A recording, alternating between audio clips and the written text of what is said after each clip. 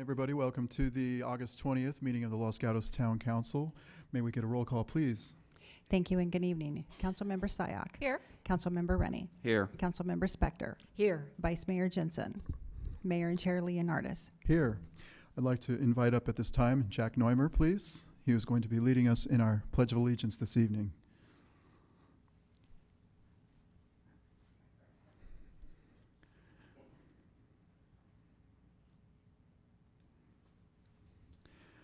I'm going to share with you a few words about Jack before he leads us in the pledge. Jack is a 9th grader at Los Gatos High School. He just started, a few days ago. How do you like it so far? It's good. It's fun. Is it better than Fisher? Yes. Hold that. It is. It's better than Fisher. That's great. Jack's favorite activities and subjects are soccer, math, science, English, and history. Very well rounded. He says most subjects, so that's good. Do you do anything with the arts? There's still time. For community service, Jack has helped distribute food to families in need in Salinas, down south. We also have some of that going on in our community, so anytime you want to sign up, please feel free. Also, Jack is on the Los Gatos Youth Commission, recently appointed, so he has a busy year ahead, helping out and serving in the community. So let's give Jack a round of applause. And he will lead us in the Pledge of Allegiance.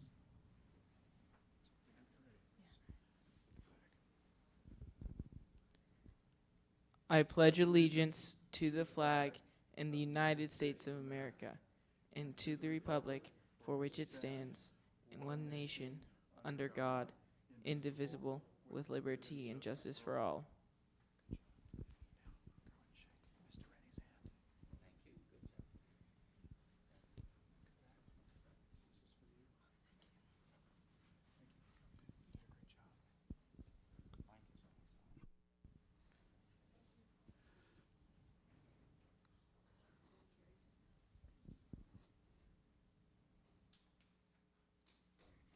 Thank you, Jack.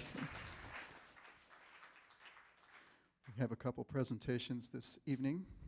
The first is our Small Business Big Applause Award, and we are honored to be presenting that award to the Oak and Rye Restaurant. And I'd like to ask Ross and Bree Hansen to come forward, and whoever else is with them representing Oak and Rye this evening.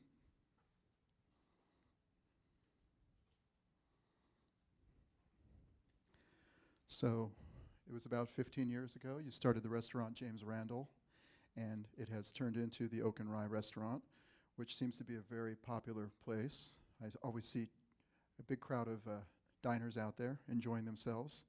We're very proud to have you as part of our business community, and we miss you. We wish you many happy returns with your business. So keep up the good work, keep up the good service, and you're welcome to say a few words before we present this commendation. Cool. Oh, thank you, Mayor Leonardis. We appreciate the recognition. I'd like to thank my wife, Bree, who pretty much runs the place. And then Leo, our pizzaola, who pretty much runs the kitchen, which gives me a little time to hang out with my kids and support the community. We love being here. We love Los Gatos. We live here. We look forward to supporting the community for years to come. And thank you to all the council members for having us this evening. It is our pleasure, and thank you. And here is your commendation. I will not read the whole thing, but I hope you will display it proudly in your restaurant so all your patrons will be able to see that, the good work you've done. Many happy returns. Awesome. All right. Thank you. Thank you. Thank you.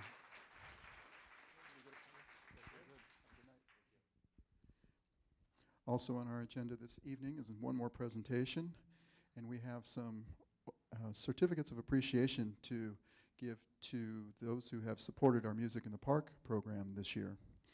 And these are our sponsors. We could not have presented it without your support, so the community is grateful for your support, and we look forward to presenting these certificates to you as a small token of our appreciation. And we have several here. We have Blue Jay Bicycles. I don't know if we have a representative from Blue Jay Bicycles, but they were a sponsor. We have the alarm company. Any representatives from the alarm company this evening? We have Classic Car Wash.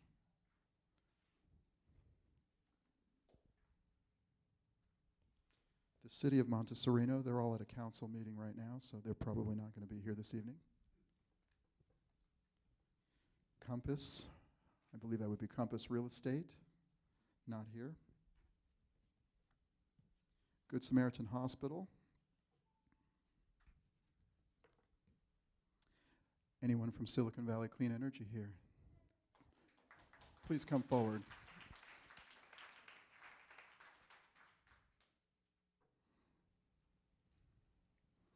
Thank you so much for sponsoring music in the park. And if you can just tell us who you are and what you do. Hi, good evening. Thank you for having us, Mayor and council members. I'm Pamela Leonard. I'm the communications manager for Silicon Valley Clean Energy. Part of why we were founded is to support our community, reinvest in the community. In 2 years, we've given back $200,000 in sponsorships for community events such as this. We also power the speakers of the concert with carbon-free electricity. So we're proud to support the town of Los Gatos, and thank you for this recognition. Thank you, Pamela. And just going to say the speakers sound just as good carbon-free as diesel-operated. So thank you for your generosity and your support.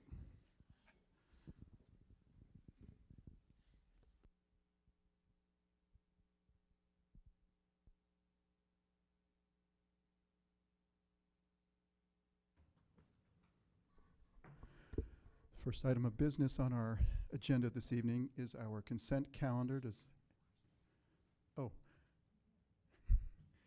Hi, I'm here, sorry I'm late. I just want to make a note that the Vice Mayor has arrived. And Mr. Rennie, you had a question. I'd like to pull number 10 from the consent calendar. Okay, so we're going to pull item number 10 from consent. Does anyone else from council wish to pull an item? How about anybody from the public? Councilmember Jensen. Vice Mayor Jensen. I actually had a question about 14, and my question is, I don't necessarily want to pull it. Is this the last opportunity that the council has to have any input on this?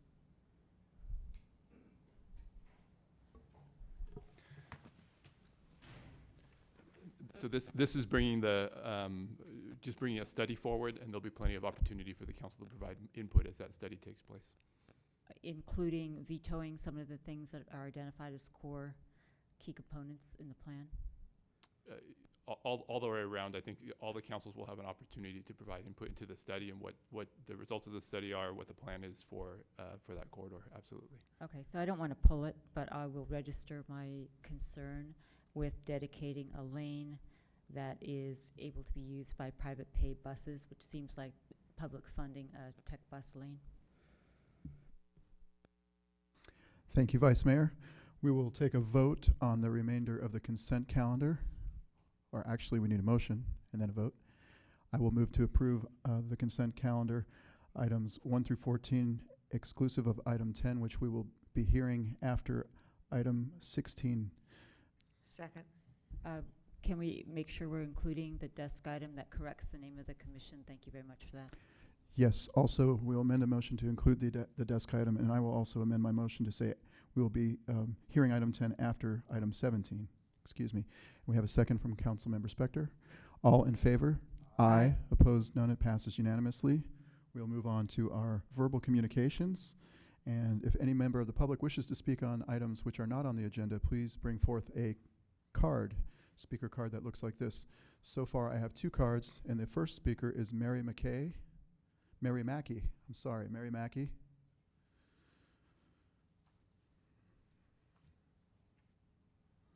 Good evening, everyone. My name is Mary Mackey, and I'm a lifelong patron of Los Gatos and grew up here. I'm also an active member of the Los Gatos vegan community. We're asking the City Council to include animal agriculture reduction in the sustainability plan. I looked through it and I didn't see any reference to animal agriculture and wanted to bring that to the table today. I also want to share some quick facts. Raising livestock for meat, eggs, and milk generates over 14.5% of global greenhouse gas emissions. It's the second highest source of greenhouse gas emissions. The second. It's huge. It is greater than all transportation combined. Livestock also uses about 70% of agriculture land and is one of the leading causes of deforestation, biodiversity loss, and water pollution. 91% of the rainforest loss in the Amazon is due to raising livestock. We can't avoid talking and taking action anymore. Eating too much meat and dairy is also making us sick, greatly increasing our risk of heart disease, type 2 diabetes, and several major cancers.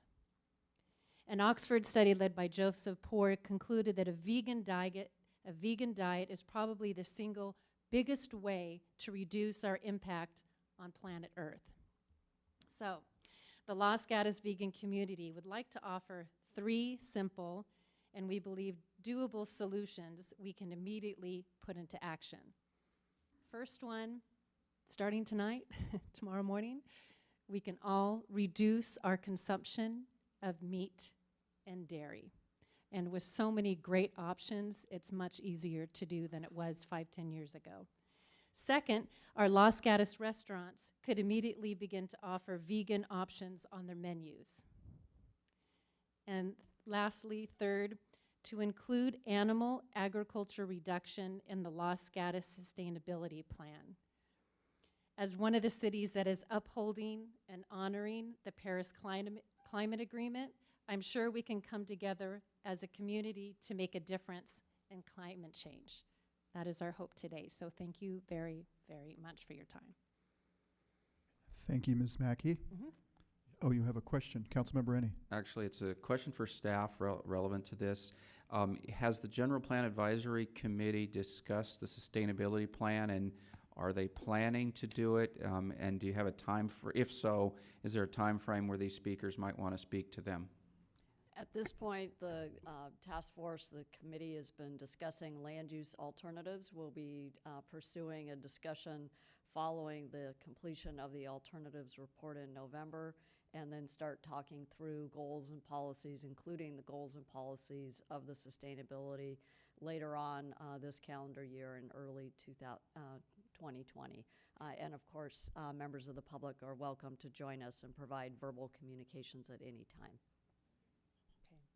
All right, thank you, Okay, Ms. thank Mackey. you. Next speaker is Karen Rubio.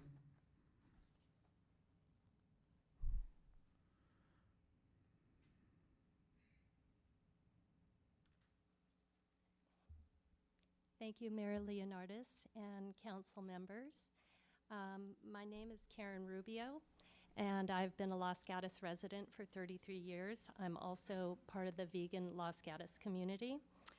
I'm here tonight because of climate change. Up until recently, most of the discussion has been about fossil fuels, and most people might be surprised to learn that animal agriculture is also actually probably even more of a contributor to greenhouse gases.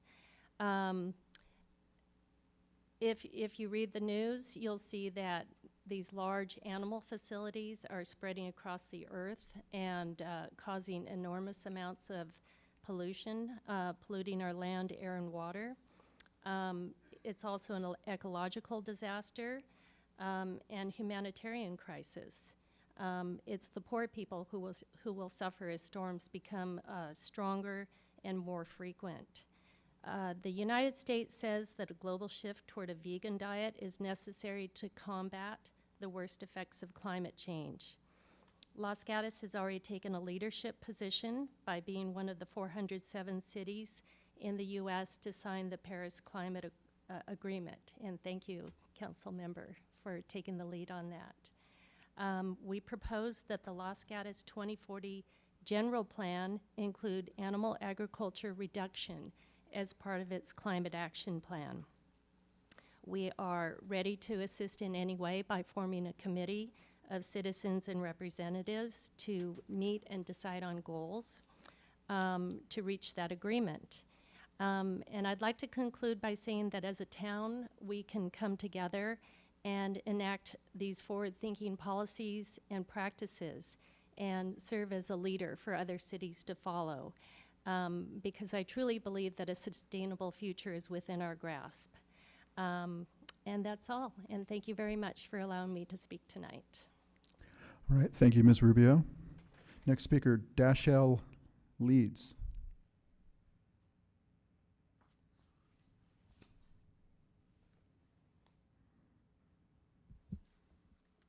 Hello, thank you for the opportunity to speak tonight. My name is Dashell Leeds. I'm here as a conservation assistant for the Sierra Club Loma Prieta chapter. Here to talk to you about REACH codes. We really hope that Los Gatos adopts REACH codes this building code cycle. So just a little quick description of what REACH codes are. Every 3 years, we have to update our building codes, Title 24. REACH codes are local ordinances that sit on top of that, and they mandate more efficiency for buildings. And this time around, they can incentivize all-electric construction, which is really important in terms of public health and safety and reducing greenhouse gas emissions. So for example, let's take gas cooking. You know, we've got our children and pets on the ground, crawling around where they usually are, just chilling down there at the low level. We turn on our gas stove, what happens? Well, we're immediately releasing indoor air pollution into our homes. After just turning on your stove for one meal, levels of indoor air pollution that are recorded inside, if those are recorded outside, they would actually violate EPA air standards.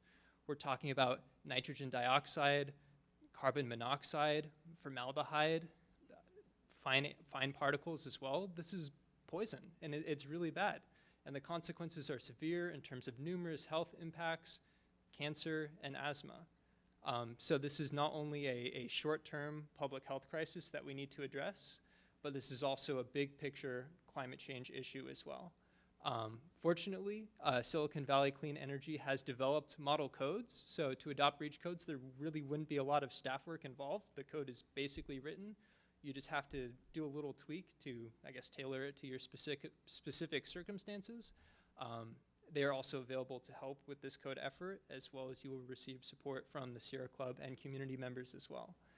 So the first step along this would be to sign a letter of intent, after which you'll get a $10,000 grant from Silicon Valley Clean Energy to that end.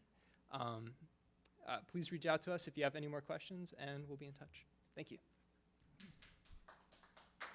Right, thank you. Next speaker, Carla Albright.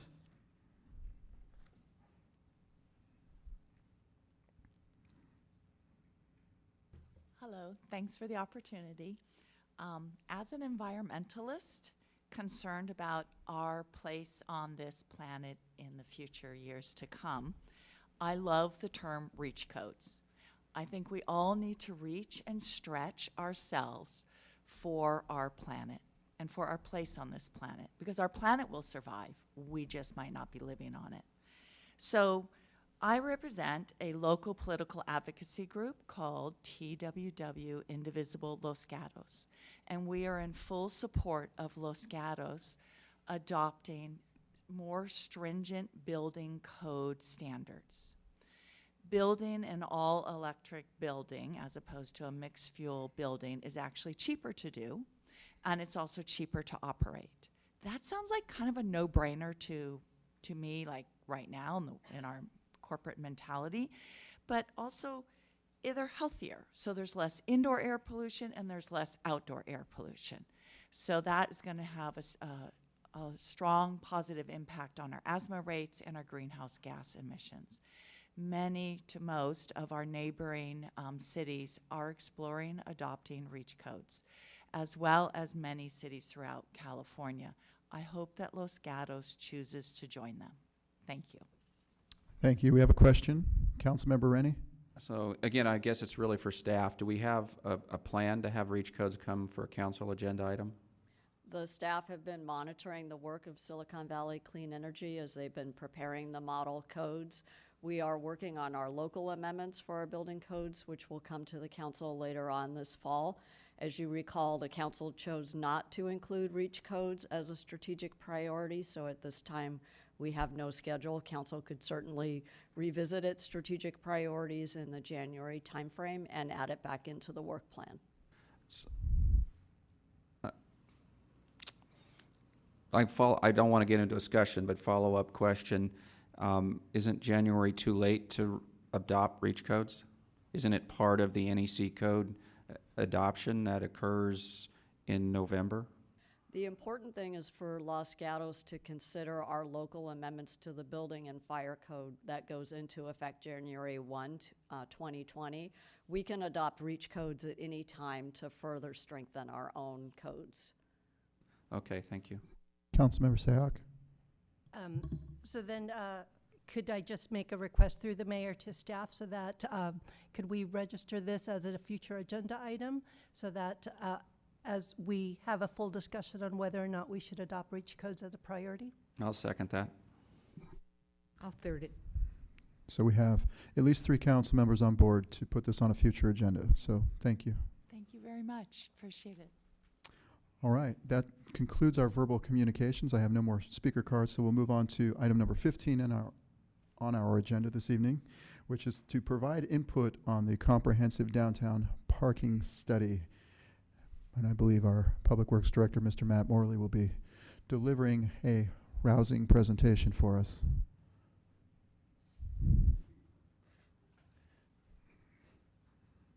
We're raising the bar tonight. So thank you. Happy to bring this item to you. In March of this year, the council approved a contract with Dixon Resources Limited to begin a parking study for a comprehensive downtown parking study to begin to look at where we are and what we can do to improve parking in the downtown. Since that time, we've been working very closely with the consultants to conduct the study. And Julie Dixon from Dixon Resources is here, and she's going to lead us through a presentation on where we're at. Thank you very much. Oh, actually, maybe I will just hold it. It'll make it a little bit easier. Okay. My name is Julie Dixon with Dixon Resources Unlimited. I also have a colleague in the audience, one of our senior associates, Emily Quatinetz. And first of all, we're really excited to be here to talk about parking. It does have a big impact in Los Gatos, and so we're excited to talk about the project. I think one of the important factors that we really want to talk about when it comes to the project is there's a few important factors that are involved in the project, one of which is data analysis, and I'm going to talk about the data collection process. But one of the most important factors is stakeholder feedback. And this has really been an integral part of the process since our first day here on site. Not only did we start off with an operational assessment where we talked to staff, everyone from the police department to public works, and really anyone that really touches parking within the town and really understanding what the impacts are, we also began our conversations with the external stakeholders. And I think it's also important as we talk about some of the topics that have come up in these different stakeholder discussions or focus groups, has really been about not just the downtown, but needing to be sure that we incorporate the high school and as well as the residential parking areas as well, because I think it's important to understand that when we talk about parking and being able to make improvements or to recommend policies, is that we always have to be mindful of the spillover effect. And oftentimes when we talk about parking, we talk about squeezing the balloon. And if you start to maybe make changes in policy in one area, it can start to have implications in another. And so it's very important that when we talk about this comprehensive approach is that we really want as much feedback from our stakeholders as possible. We actually attended the Transportation and Parking Commission meeting earlier today and actually got very extensive feedback. And I have to tell you, it was actually really helpful because we had a variety of opinions, which really helped because it's important to understand the fact that as we come up with the recommendations that will come forward to you in this roadmap plan, is that we want to be sure to try to be as comprehensive and thorough as possible because we want to make sure that we're not really making decisions or recommendations in a box. We want to make sure that we're making a sustainable plan that is really going to grow and evolve with the town and with the future developments that may be coming, and making sure that you have an adaptive solution. So it's really important when we start to talk about some of the feedback that we've received so far, and one of the reasons why we absolutely are here today is to make sure that we give you kind of the taster of what we're hearing from the stakeholders so that we can also hear what your priorities are and being able to incorporate that as we're kind of about mid-project right now as we move through this process. Some of the feedback that we've received so far is the need for some wayfinding and parking guidance information, and some of that may come with some digital signage that might be able to be aesthetically pleasing for the town area, but also advise folks that are visiting that there is plenty of parking basically just off of the main streets. We've also talked quite a bit about the customer service model as it comes to parking. It's funny, when I talk about customer service and parking, oftentimes I get a couple of eye rolls, because when usually we talk about parking, there's sometimes this negative perception or the fact that there's just no parking available. We hear a lot of those comments. But when you think about the fact that if we start to translate the message about parking and recognizing that it is a customer service tool of the town, oftentimes parking can be the first and last impression that our visitors and guests can have of Los Gatos, that we want to make sure that it's a positive one. So this image that you see in this upper left-hand corner is actually this concept that many communities have adopted, and in this case it was Flagstaff, Arizona, where they call them parking ambassadors. And they actually walk around in very highly visible, oftentimes reflective vests, and you can see in this particular instance with the Ask Me slogan on their back, because they're out there really helping to educate and inform the public about what the regulations are. And oftentimes you see the fact that we start to transition to compliance modes.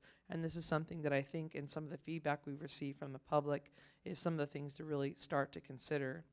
We've heard a lot of support for the holiday valet program and the opportunity to consider potentially expanding that throughout the year, and the utilization of license plate recognition technology, which I know the town is in the process of implementing, which we think is going to be a very efficient and effective tool for the town to use when it comes to compliance. And as I was talking about a moment earlier, was that aspect of residential parking and knowing that we have to be sure that we're addressing this from a comprehensive approach and not just, again, siloing the downtown area. And the last one that I like to highlight, and this is going to be important with a couple of the statistics that we're going to share with you tonight, right there in the middle is something that we call basically a micro-mobility solution. That particular program there you see is called FRED. It's a program that's in San Diego. FRED stands for Free Ride Everywhere Downtown. And this is actually a newer concept that's been utilized with like communities like yours over the last couple of years. And it's basically an electric shuttle. It's like a little golf cart, about 6 or 8 seats, and it can help transport folks in basically a designated area. And in this case, it's been a very successful marketing and branding campaign for different downtown communities. And I think this is really important when we start to talk about the impacts in the downtown core and trying to get our employees to maybe park in perimeter locations or more remote locations. These are ways that you can help to manage that and get towards that. So included with our project when it comes to the needs assessment is we also went out and audited some of the signage. I think this is just a sampling, and I'm sure all of you are very familiar with this. And one of the things that we know that needs to come out of this project too is some consistency with the signage, but additionally, some of the conversations that will be had has to go into the length of stay.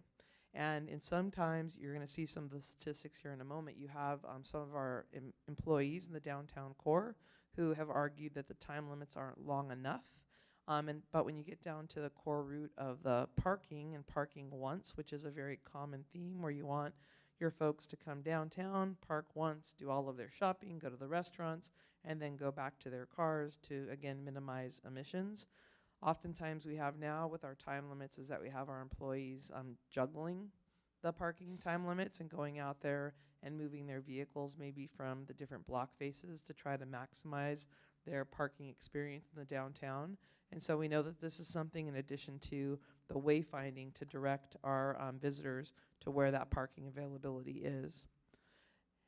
I mentioned data collection, and there's actually a comprehensive plan of data collection, and we've just finished our latest round of data collection, and we've got a couple more scheduled.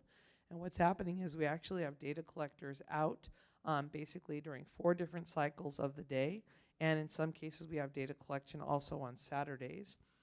So far, the data results, which I'll share in an upcoming slide, it's very apparent that some of our all-day users of the parking are the employees that work in the downtown area. And one of the ways that we can start to gauge that is, in some cases, we're doing a utilization study, and in other cases, we're doing an occupancy study. And what that basically means is that we're actually capturing license plate data so that we can actually identify how long the car is parking for. And this is some of the information that, as we do the analysis throughout the project, we'll be able to come back with findings based on how long the cars are staying and which particular zones they're staying in as well. Also, as a result, and this was something that came back as well, and tomorrow we're meeting with another stakeholder group with the at the Chamber of Commerce, and so far we've also heard some feedback about commercial loading and the impacts that it has in the downtown core. And this is something that I like to describe. There are no cookie cutter solutions, and we were talking about this at the commission meeting today. Every community is unique and diverse in just the geographic, the demographic, and just, the history of a community like yours. But I oftentimes talk about the fact that in some cases there are cookie cutter problems, and in communities like yours, the most common are commercial loading impacts throughout the day, especially when you have a really dense downtown like you do, as well as the employees that maybe are taking advantage of time limits. And so being able to come up with a game plan that can affect and basically help solve for the management and the mitigation of commercial loading is something that is a part of the project. I mentioned the data collection, and what you can see here by the shadowed areas or the colored areas are all of the areas that we're counting and collecting data. And in the places where you see occupancy and turnover in all of the downtown and civic center areas, those are the locations that we're collecting the license plates.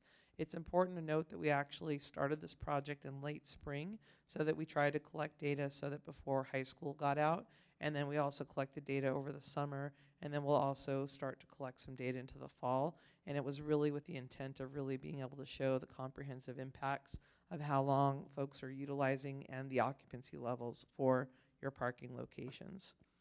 And just from some initial takeaways that you'll find from the data that's been gathered so far, typically we're seeing that folks are parking basically about, there's parking within a 1 or 2 block area of the destination location, and that obviously the downtown commercial area is the most impacted, and that there's very few residential streets that are reaching capacity during the day. I don't think it comes as any surprise that we're at peak occupancy basically during the lunch hour and in the early afternoon, and that the locations that have unlimited spaces were typically more occupied than the short time limited spaces, and that you can see that the highest occupied public lots included Montebello Park Ave, South Side, and lots 2 through 6, and that some of the private lots were underutilized. We like to highlight this, and the reason why it's bolded is because in the times that we are in, developing and building a parking garage or parking infrastructure can prove to be quite expensive and onerous. And so one of the opportunities that several communities have successfully been able to utilize are shared parking agreements. And it's basically similar to a public-private partnership where in some cases the municipality can contract directly with a private lot owner and be able to utilize that for public parking. And in some cases, some municipalities have even monetized those agreements, or in some cases they can broker the relationship between the private owner and to another private owner. And it's proven to be very successful in several communities where a great example is a church parking lot, for example, that might be underutilized during a weekday, could potentially be utilized for, weekday parking for the downtown core. And then obviously that downtown core for businesses or folks that are working in an office don't necessarily need that on a Saturday or Sunday. The same goes for a bank parking lot, which typically is available during evening hours or sometimes on weekends. And those are really great examples of locations that have been very well utilized. So this is absolutely an aspect of the project that we're looking to go into. In addition to the stakeholder outreach and some of the focus group meetings, we've actually also gone door to door. We call them knock and talks, where we go out and actually talk to the employees and the actual business owners and really try to get their feedback. And in this case, you can see that in June, we actually surveyed 77 employees from 61 different businesses. And what was somewhat surprising, but more, I guess, disappointing, was learning that we had 93% of the employees that drove a car to work, but the fact that 92% of them parked within a block of their workspace, I think that that is really indicative of some of the congestion issues and some of the perception issues when we hear folks describing that there's no parking in Los Gatos. A lot of that stems from the fact that you have employees that have self-admitted to the fact that they're out there parking in the lot or in the parking locations in front of the businesses, and they're going out and actually moving their cars. And so that's something that we know that we really need to address, and that's something that I can tell you from an education campaign. You also have to be able to identify where we want them to park and try to make sure that it's easy, affordable, and accessible when it comes to a solution like that. We also had 72% of those that were surveyed indicate that they would be willing to buy a parking permit. They just want the parking, again, to be convenient and accessible. And that it's interesting when you hear the counterpoint of the fact that the employees are concerned that there is an insufficient parking availability for their customers. And oftentimes we're kind of stuck in this quandary where they say there's no parking for their customers, but yet they've parked in the parking space right out in front of the business. And sometimes it's fairly obvious when you try to have that discussion with folks, but also you have sometimes service workers who are just trying to get to work on time and just don't have the opportunity in their perception that they can walk that extra couple of blocks.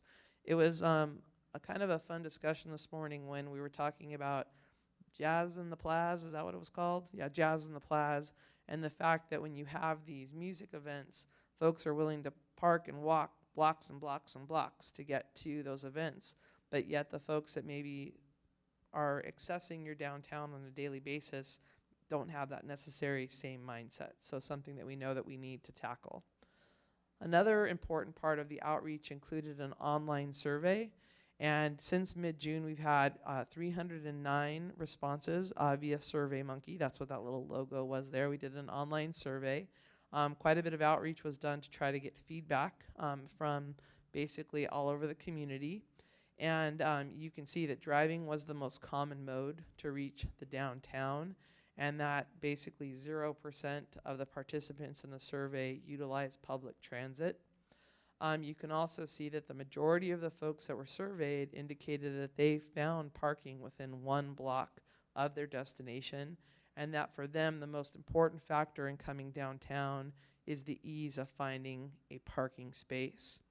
Something else that came up today out of the commission meeting was that the 2-hour time limit was identified as not being long enough for our visitors and customers, and they felt that the need to introduce a 3-hour time limit for our guests and visitors would be something that would be more preferred. Now, I do like to highlight a couple of things when I talk about data and we talk about time limits. For those of you that aren't into parking theory, the basic parameter is that you're seeking an 85% occupancy rate. And by that, it means that if you have an 85% occupancy, you've hit that target of approximately 1 or 2 parking spaces being available on a block face. So that if you're really hitting that mark of proper compliance, proper accountability, you have those spaces ideally identified. Also, when you talk about on-street parking, that parking is supposed to be the most premium. And the reason why you have the 2-hour time limits on-street and the longer time limits off-street is because you're supposed to create that turnover on-street. It's intended for folks to come in, go do their shopping, go take care of their errands, and then get in their car and leave so somebody else can come in and take advantage of those spaces. And there's been several studies and several programs that have basically maximized and proven that that is the ideal goal. But it's really, again, about your community and figuring out what those time limits should be. We've had several communities that have actually transitioned to, and I don't want anyone to get mad at me for saying this, but some that have gone to 1-hour time limits in your primary on-street locations and also considered extending in the off-street. But these are all things that will be vetted, especially as we dig deeper into the data analysis and making those recommendations forward. I just like to highlight what some other communities have done when it comes to that and absolutely making sure folks understand the analytics behind it. The other comments that came on the online survey is that there's not enough long-term parking downtown. And again, this was consistent from not only the employees and the businesses that were surveyed, but also from the online surveys, folks saying that they want to be able to come down and have lunch and a movie, be able to enjoy the shops, and that they don't feel that there's enough time to be down there. And we also heard the feedback that we need to build more parking. So in terms of the next steps, we're looking forward to hearing your feedback tonight, especially for what you want the priorities to be addressed. We have 2 more rounds of data collection, and the outreach will continue. We want to make sure, again, that we touch and hear and listen to as much feedback as possible. And then we're aiming to come back to you with the actual roadmap and action plan. And we hope to present to the stakeholders and to yourselves basically late this year, so sometime in Q4. And with that, especially for those in the audience, our contact information so that if anybody has additional feedback or would like to provide us with any more information, we're happy to receive that. And thank you very much. All right, thank you, Ms. Dixon. Does anybody on council have questions? Councilmember Spector. Thank you, Mr. Mayor. First of all, it was an excellent presentation. Thank you. I have a feeling I know the answer to this question, but I'm looking at the staff report, which has information from you, basically. And part of it says that there were complaints because individuals could not find parking in less than 5 minutes. So that was a complaint. And that was a majority. And then the other input was a majority agreed that they would visit downtown more often if parking were easier to find. So you're saying a majority saying it's 5 minutes or less, and another majority is saying they want it easier to find. One, I'm assuming that that is an accurate representation of what you found so far. Okay, so in terms of my experience and what I've seen so far is that you do have parking availability, and typically you have parking availability within a 2 to 3 block walking range to get to your space. I think what we're seeing in the survey results are in some cases perceptions, in some cases folks' experiences, but oftentimes the challenge that we have with congestion is that people like to drive around the block until they get that one space, that premium space right in front of the destination that they go to. And so I think that the answer in the conflicts that you hear is that I think that folks take those different experiences at different times that they've come downtown, and it's that answer for that particular experience. But thus far, from what we've seen out of the data collection, is that you do have adequate parking supply. It's a matter of folks understanding where it is. And I think that one of the challenges that we know that we're going to have to tackle is identifying the more longer-term parking locations for the downtown employees so that we get them out of that premium parking location. We witnessed ourselves employees going out and juggling their cars and moving them off of Santa Cruz, and that's typical, I have to say. And I don't like to say typical because, again, every community is unique, but I will say that when there are time limits like that, you usually have employees that, again, I'm running late to work today, or it's just the easiest spot to grab, especially if I come into work before 9 o'clock in the morning, before all the shops are starting to open, and then, you know, it goes from there. And then that domino effect with one car and one person then just, you know, becomes more significant throughout the day. Did you determine within Los Gatos or in your general experience for an employee how far away an employee parks, or for a customer how far away a customer parks? Great question, and I will say in my experience it really does depend on the employee. In some cases, business owners that need to deliver equipment to their shop or supplies to their shop, but the intention always should be is that the parking that they park in needs to be, I always say, easy, accessible, and convenient. But typically a walk of 2 to 3 blocks is about acceptable. But in the case of your downtown, which is very, in my opinion, walkable, the fact that a 5-block walk for that is something that I think is very much manageable. And I think that that's something that we look to really dig into so that we can come back to you with those recommendations. Thank you. Vice Mayor. So is this the time for just questions, or is it time for feedback? Because I have a couple questions that sort of translate into feedback. I think go with your Thing I want? questions, and then Okay. we will have the All right, I public have- hearing, and then we will go with recommendations at the end. So I wanted just to confirm what I heard from you, and if you confirm it, I'll say that's my feedback. That employees park within 1 block of the shop, and they take up that parking, and then they say customers don't have parking, but they're parking there. And then they go out and they move their car to also within 1 block. And so one of our priorities is to find a location where employees can park, correct? That is correct. Okay. And you also believe that as a matter of reality, the town has enough parking, but that the challenge is that there is a perception that if I can't find parking within X distance and Y time, there's no parking. That is a fair statement. I would like to make sure that we complete all of the data collection, because I want to be sure that we're thorough in our assessment, but based upon the data that we've collected to date, that your statement is accurate. Okay, so as a follow-on to that question, then my feedback is I'm very interested to know, like, are there rules out there for parking? You said 85%. So is there a rule that says 5 minutes to find something is unreasonable, 3 minutes is reasonable? I would like to know that. And I'd like to know, what kind of education do you do, perception versus reality? So is there a number in a town like ours that is adequate parking, if you know what I mean? As a matter of data or theory or whatever it is there a number that's adequate parking, such that if the town at one point decided, for example, that it wants to move employees to a particular spot, or it wants to change its downtown streetscape and eliminate street parking, can it do that and still remain within the parking model? That I would like to know that. And then, Mayor, if I may, one more question. The Fred model that you put up, I'm just curious about what's the economic model and how far do they travel?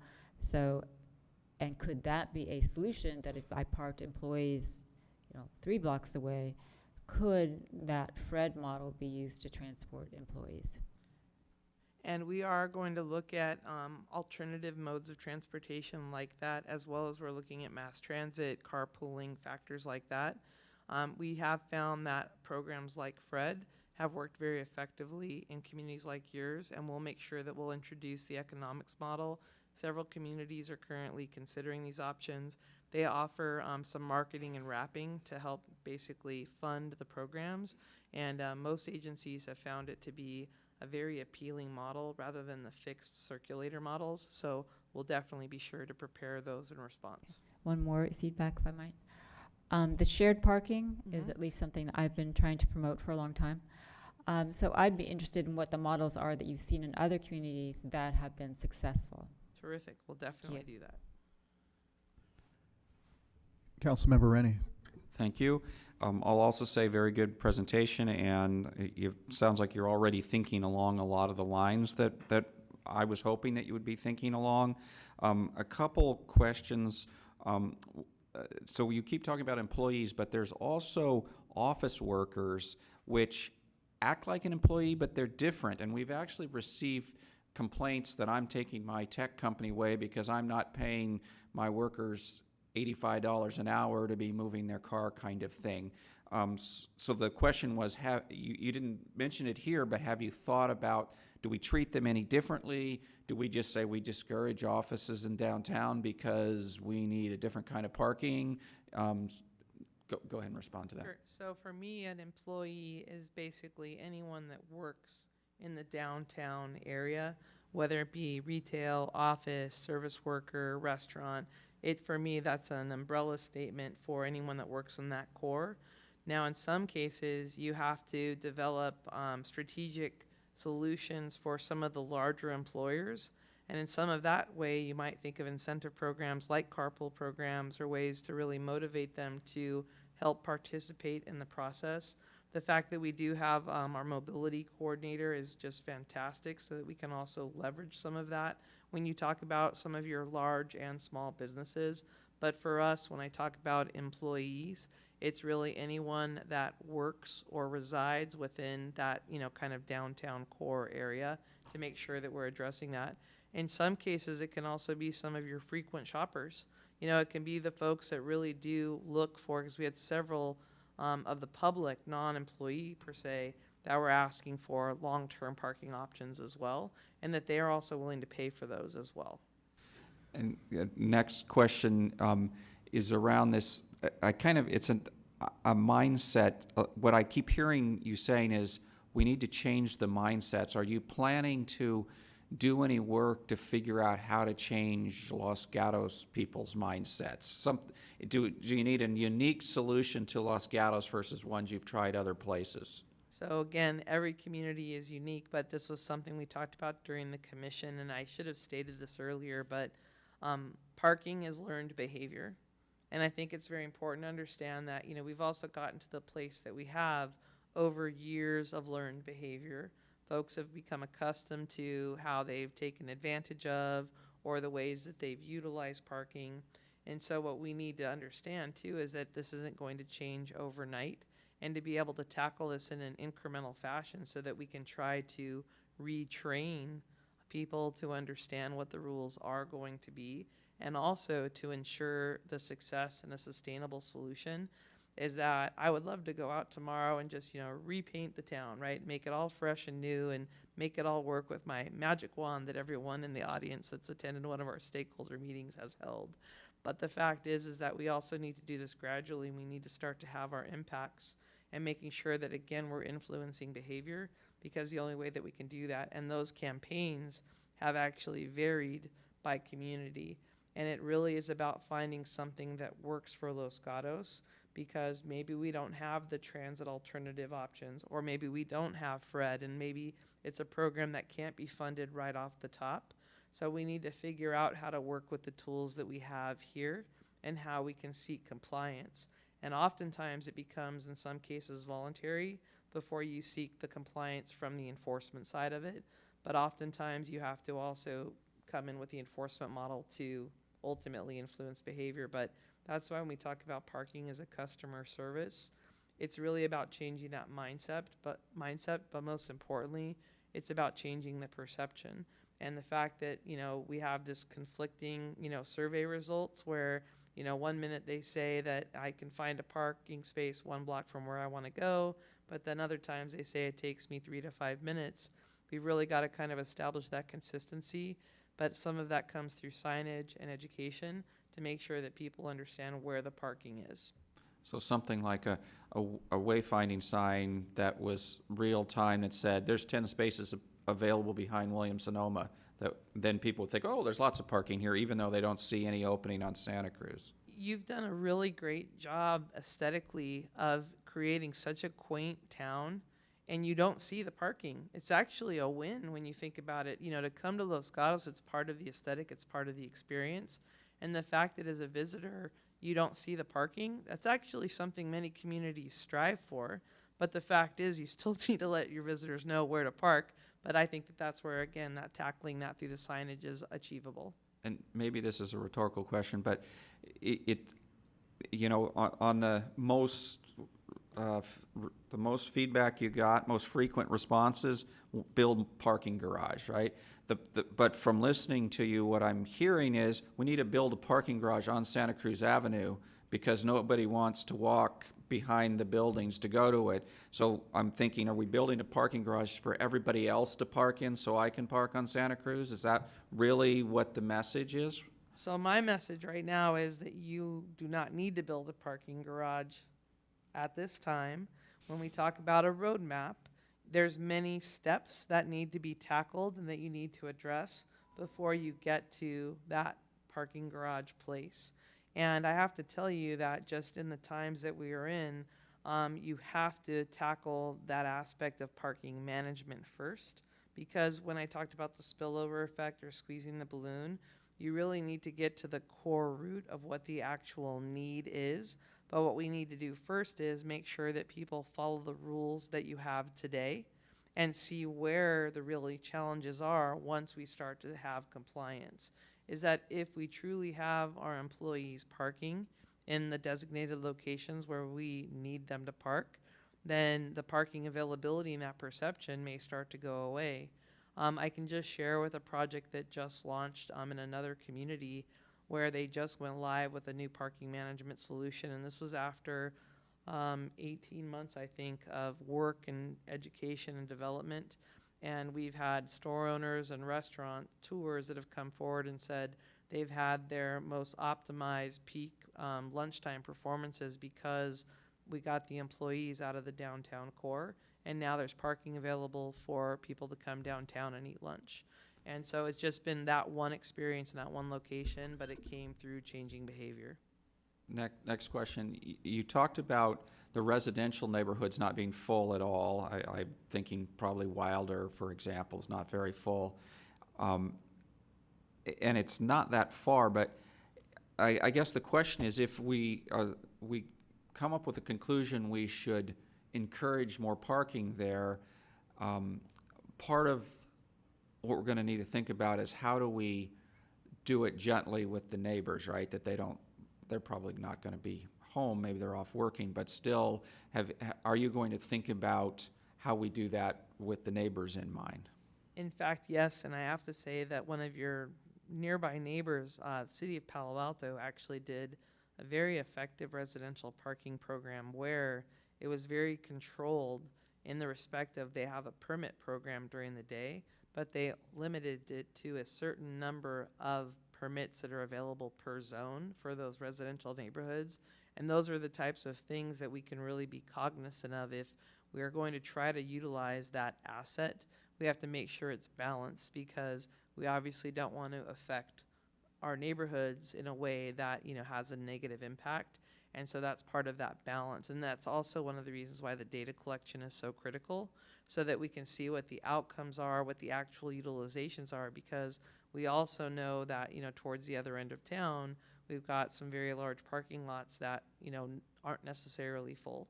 And so we want to make sure that we're utilizing the assets, but also making sure that we're providing that balanced parking, you know, availability.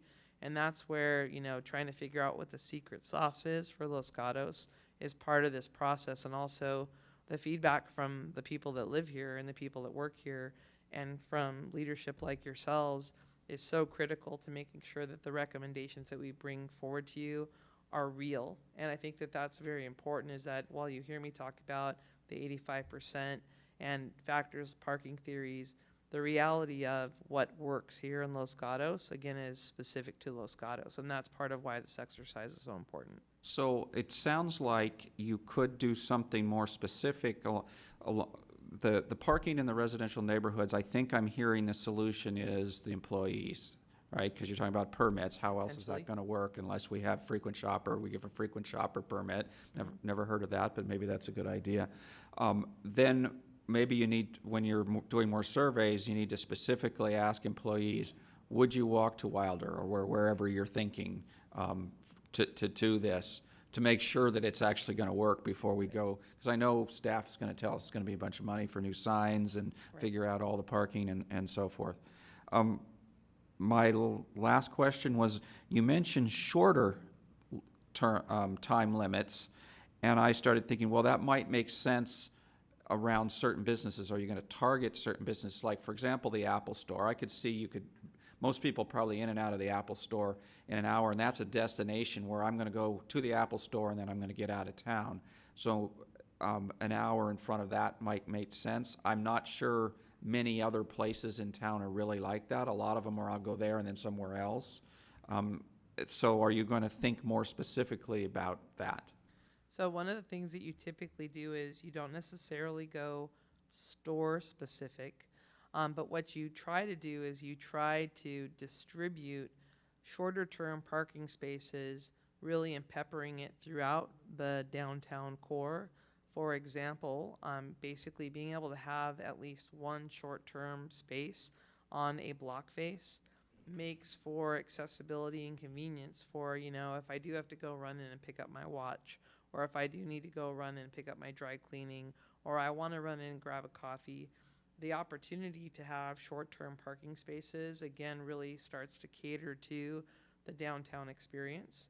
And in some cases, you might end up having a more dense quarter of downtown that maybe there's more boutiques or shops or places where maybe the shorter time limits are beneficial across the board. But those are some of the things that we'll look at when we really look at the utilization and the occupancy and see how long folks are actually parking for. And I think that you'll really find between that, and we also make some comparisons to the length of stay as well as the parking citation data and the data that's being collected by our parking enforcement personnel, that we actually bring all of those numbers forward so that comprehensively we can make sure that those recommendations are effective. Thank you. I know I monopolized a lot of time. Thank you, Mayor. Councilmember Sayoc. Thanks. I just have two quick questions. The first, you mentioned stakeholder meetings. One included the high school, and I know that there's been a lot of tension with parking, school parking, and I just want some thoughts on your part on how we plan to see that incorporated into this mix.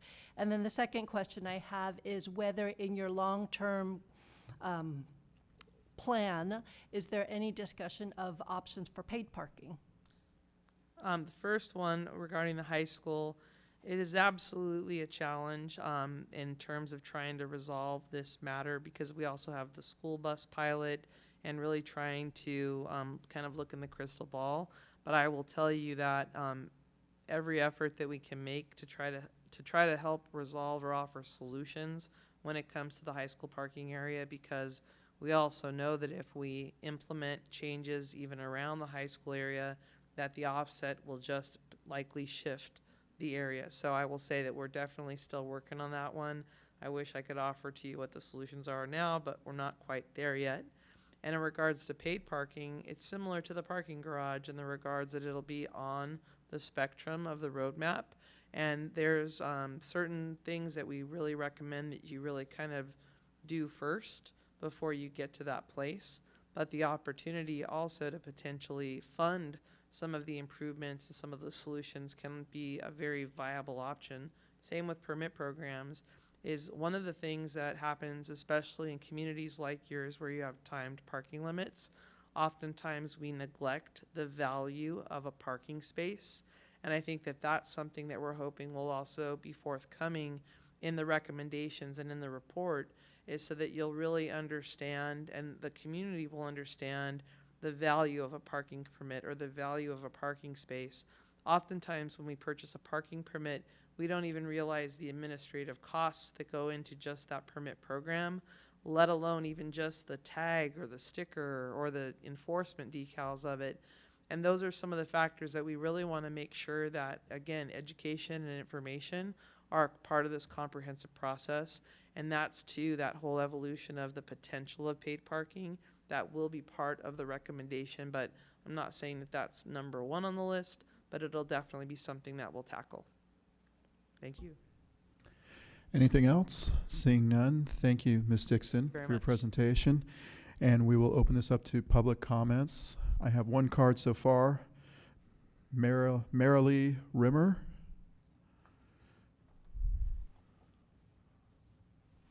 Good evening, and thank you. I feel like I'm stepping right into the middle of something that is much bigger than what I'm here to talk about, but I think I agree. Julie did an amazing job presenting that, and my husband and I have lived here since the mid-'70s, so we've seen lots of changes, lots of traffic.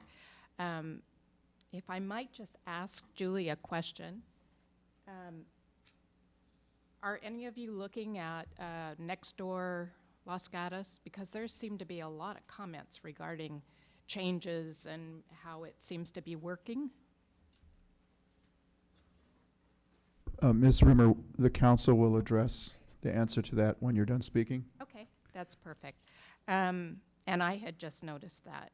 I had written a letter to Laurel in May, and I think it got lost. I never heard from her, and then it was suggested perhaps, since you guys were working on this traffic and parking study, that I bring my request to you, and that is we now live about the last 7 years over in Forbes Mill, 55 Church Street, and I did walk here. And since we've lived there, we are in the olive zone. I think we're probably the only residential building that is in this olive zone area, with the 90-minute parking in any one day. And I've given a lot of money to, because of parking tickets, but that's my own fault. But there are a lot of elderly people that are in our building that are somewhat burdened by the parking. We do have a parking garage. We have a permit for 2 cars. We have one assigned parking place for the 21 units. And then it's kind of a free-for-all. We have 12 additional parking places in the garage, but it's not enough to cover the number of cars if you have 2 cars per unit, so to speak. So I guess my request is, while you're studying all of this, if you could consider opening up some parking places in front of our residents, that we could actually get a residential parking permit for, you know, similar to what Villa Avenue is doing. We have a combination of each. All right, and Ms. Rimmer, you gave us copies of a letter. Is your Um, request stated in that letter that you just requested? It is. Okay. There's a copy of the one I sent to the town manager, and then I also did a brief kind of synopsis of that I sent to you with my phone number and address if you have any additional questions. Thank you very much. We'll make sure the council gets to see that. Great, thank you. All right, thank you. Next speaker is Kevin Yorkile. Ukile? The lighting is really faint. Euclid. Euclid. Thank you. So yeah, I'm Kevin Euclid of Loma Brewing Company, and I just want to say thank you for the study. It's really great. We do have a little problem. We have a lot of employees that park and have to move their cars, so I apologize to everyone for that. Mainly what I'm trying to talk about here is, so we're at 85% fill with parking. Well, it's not fully 100%, but we're also at a problem where we're not attracting people downtown. Perception is reality about parking. People want parking. They think we need more parking. You know, that's the thing, is the perception is there isn't enough parking. So how do we change it? You know, there's little things to change that. I love it. But the problem is we need growth. We need to grow downtown. We need more people coming downtown. And with more growth of people coming downtown, it will hit 100%. So my question is kind of, what are we going to do if there is an influx and we do have growth and it's over 100%? Are we going to build a parking structure? Are we going to get more parking spaces? So that's just kind of my question, because as a business owner, it's a little rough right now. It's a little rough downtown and people aren't coming downtown, and we need more people coming downtown. So that's basically just my 2 cents on the matter, and I'll pass it over. Mr. Euclid, so from your point of view behind your restaurant, which we've all been to, is there not enough parking in that area on a regular basis to attract more patrons to your establishment? Well, I think we're very lucky with the parking spaces behind us. I think there's other businesses that kind of hurt where there's not as much parking. I guess the naked eye more than anything, like you're saying, like you have to kind of finagle down a couple streets. But also too, I think there's also been a lot of break-ins too in the cars, which deters people, you know, in a lot of ways from parking in those blind spots, I would say. But for us, our biggest thing is Wells Fargo parking. There's a lot of parking spaces there. So if there is a company you want to go work with to get some more parking spaces, I would say Wells Fargo. But our big thing is our employees are from all over. I mean, let's be honest. The people that work at most of the establishments, restaurant-wise, can't afford to live here. So there are a lot of people coming here, and the public transportation is not too good to get them here. So I'll ask you a follow-up question. Ms. Dixon talked about this Fred shuttle being used in San Diego. Do you think it would be something your employees would embrace, supposing they could park down there behind where Safeway is, and there is where the Teslas are parked, there's a lot of spaces, and they can get on a shuttle like this, and it could take them to your establishment? Yeah, I definitely. Unlimited free parking, so to speak? Yeah, I definitely could talk to them, and, you know, I think they'd be on board with it because, one, no one wants to get a parking ticket. You know, that's the key to all this is they're not making enough money to pay these parking tickets too. So yeah, I think a lot of them will be on board, but also I think one of the hard part is we'll get them to work on time too. Will it be available? There's a lot of questions there, but if it's running on a good system and on a good schedule, I think they'd be all in, favor of it. Okay, thank you. And Vice Mayor has a question. Just some follow-ups. Where do your employees park now, as a general matter? That's a good question. Well, within what block? They're probably within a block. Okay. But like I said, we're very fortunate with the underground parking lot right behind us. Have you approached Wells Fargo to share parking with them? They do allow us to. And do you have a contract with them now? With or do you have a contract or agreement with Wells Fargo? We have word of mouth. Okay. And that's about it. So it's a handshake, and the attendant that's there usually knows the few people that allow for. It's usually our managers. And if you know that one of the issues that's been identified tonight is employees taking up parking that your customers would otherwise use, would you require, whatever it might be, your employees to park in an identified spot and participate in a permit program or help fund a shuttle that would get them to your office, like the Fred model, or your restaurant, I should say? Sorry, what was that? Okay, Help so funds. there's this Fred model that can do a shuttle. Your employees park now near your restaurant. Would you participate in a permit program or tell your employees to park in a particular spot and then participate with the economics of getting a Fred shuttle to get your employees to your restaurant? So is that saying I'm paying for? Would you pay any price at all, 5 cents, 25 cents, 50 cents, $1, to get your employees onto a shuttle system if it worked, rather than have your employees leave and get a ticket?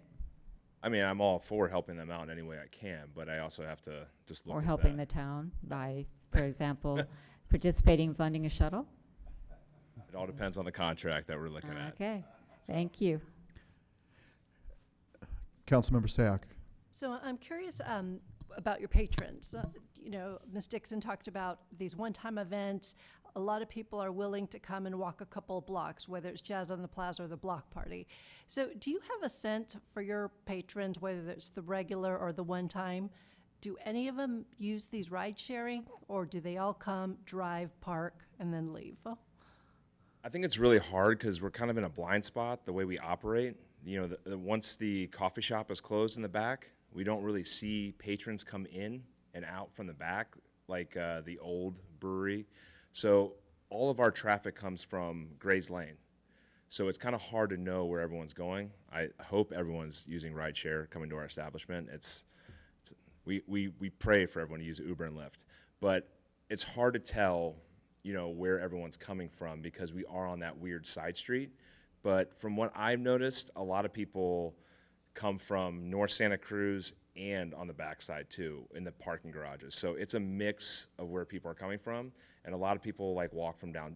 They live downtown, so they walk too. So we also have a 150-seat restaurant, so there's a lot of people coming in from a lot of different angles.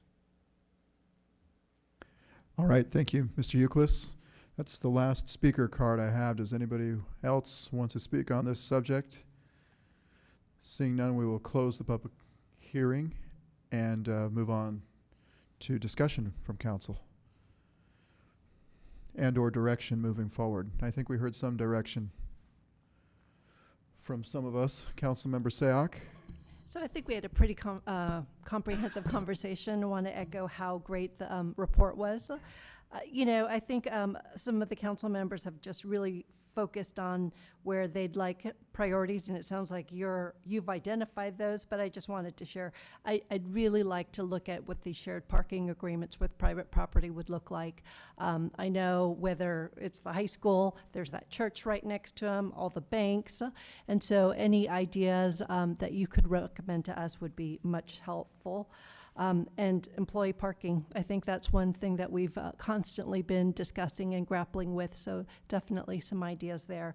One thing that I would like some feedback later, you mentioned when you put the sign up of signage consistency, how much is too much? When you have too many time limits, people get confused and then they just get upset and will get upset later when they get a parking. So ideas on what is too much change, and then how do you start to zone that effectively would be great. Councilmember Spector. Thank you, Mr. Mayor. The input part. As a long-term Los Gatos resident and someone who walks as much as she can, it gets frustrating sometimes when a suggestion is made, well, why don't you park on the almost totally empty parking space on Highway 9? And the response is, it's too far. So one of the things I would like to have you explore, and I know you're already doing this, is how do we get individuals, employees or otherwise, but probably employees, to park in places like the parking lot on Highway 9. If it's something that's not going to work the way things are now, are we going to have the shuttle or something like that, which I think is a cool idea, but then everything has its pros and cons. So for me, getting individuals out a little further than 1 block and doing it realistically. Vice Mayor. Okay, so if we're going to reiterate feedback. 1, identify a place for employee parking. 2, figure out how to get them there. 3, comprehensive kind of neighborhood parking. Do residential permits make sense? And do they make sense at the price we're now charging for them? In conjunction with high school, and you talked about the spillover effect, I'd like to figure that out. I'd like to understand the economic model for the FRED. I'd like to see examples about shared parking. We've been trying to do some, but we're not in a public-private partnership way. So I'd like to see how that works. 2, is there some figure that you could come back to us? I realize that you've said many times every place is unique, but is there a theoretical figure out there that is the correct amount of parking? And you've already talked to us about the 85% model that we want to have one freed up. I'm interested in that. And where I'm going is, can the town, given its current parking structures as part of its reorganization, take parking off of North Santa Cruz? So we don't do the 1 hour, we just take it off. Or incrementally start to take it off, limit it to 1 hour, 30 minutes, then pretty soon you can't park there anymore. With the idea that there is adequate parking elsewhere if we do the correct signage, et cetera, et cetera.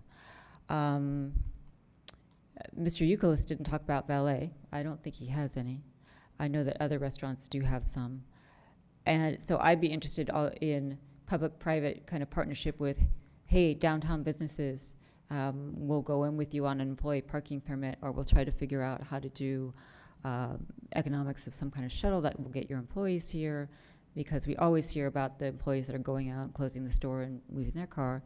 And I would rather have a place they can park and get some monetary benefit out of it rather than hear that they're always moving their car. So I would rather not lengthen the time they can park. I'd rather, figure out a solution for that where they can go park and it's all good and then they go back there at the end of the day. Let's see. I will disagree with Councilman Rennie. I don't think it makes any sense to put in with the goal of consistency to put, this much time in front of this store, this much time in front of this store, this much time in front of the other store, because if all of us know, we get the email that says, I'll never shop in Los Gatos again, I got a parking ticket, I didn't understand the signs. So I'd be very interested in how you would recommend we do our signage and time limits, assuming that we're going to have those. And, to the extent you get the high school to play ball, go for it. So I really appreciate your report. Thank you very much. Councilmember Rennie. Thank you. I think most of the good stuff's already been mentioned. I did want to reiterate, I think the key is the employee parking. And one of the things I wanted to ask about that you didn't mention was, if we're going to add parking, where would we add it? That's always been a question in my mind, but you're telling us, well, you don't think we need to add parking, although others keep thinking we need to add parking. But again, I think the key is the employee parking. It sounds like the employees are filling up the spots all a block away from every place that they're working. If we could move them, then there would be plenty of parking for the downtown to grow. But where would we move them to? We have some unlimited parking along the back fence and, further down the street, kind of near Loma Brewing, but it's not enough. There's unlimited parking underneath the garage, but we know those all fill up. So it seems like we would need some more unlimited parking and try to push employees there. This shuttle, this council always talks about magic shuttles and magic buses, and the problem is whether people will really ride them or not, and is that really a viable solution? So again, to me it's a tough nut, but that seems to be the crux of the whole problem. If we could figure out how to deal with employee parking, that would open up a lot more parking for everybody else. All right, so it's my turn. So I like what you mentioned earlier in the conversation about the digital signage. When we went to Burlingame, I brought the staff on a field trip as well as some members of the Chamber of Commerce. We saw nice little maps, kind of similar to what a shopping mall has, where it shows the locations of the businesses and the locations of the parking. And I agree with what Ms. Dixon said about we did a great job of hiding the parking. And we did it because of aesthetics, and we did it because that's where the railroad right-of-way was. And it kind of worked out perfect, and we put a lot of it underground. But it is difficult to find. And when people are driving through Los Gatos, first of all, it's fun for them to cruise. They like to cruise and do laps, I've found, throughout history. But part of it is, they may not be able to find parking. And if they're new visitors to our community, and we have to assume that many of them are, that it would be helpful for them to be able to find the parking easier and be able to use it. The other takeaway, and I just thought of this after Mr. Euclid spoke, if we think of this in terms of real estate, how many square feet do we have, and how many restaurants versus retail do we have, and how many employees are in each establishment, and what shifts are they working? That would be very helpful information. If we can hand each business a survey and say, okay, how many people do you have and what shifts do they have? And then we could kind of calculate if we're going to have 2,000 employees in the morning, or if we're going to have 800 employees in the morning, or midday or evening or whatever. And then we can also determine, U.S. Bank and Wells Fargo and Bank of the West will be empty during these hours, but all the restaurants will be busy during the dinner hours. I think that would be very helpful in order for us to try to organize this. But I will just reiterate, if we can just have each business do a survey. What is the square footage, type of business, how many employees do you have, and how many employees do you have, say, from 8 a.m. to 5 p.m.? How many do you have 5 p.m. till 12 p.m.? I think that'd be very useful information to have. So that would be my 2 cents. Mr. Rennie. If I could just add one thing that reminded me, I was going to ask about the correlation between traffic and parking. I think there's opportunities to make traffic flow better if they can get into their parking spaces faster. So I don't think you mentioned that, but I would hope that that's something you're going to think about in your recommendations. Maybe it's in the wayfinding signs or where we put the parking or what we do, but there may be ways to help our parking.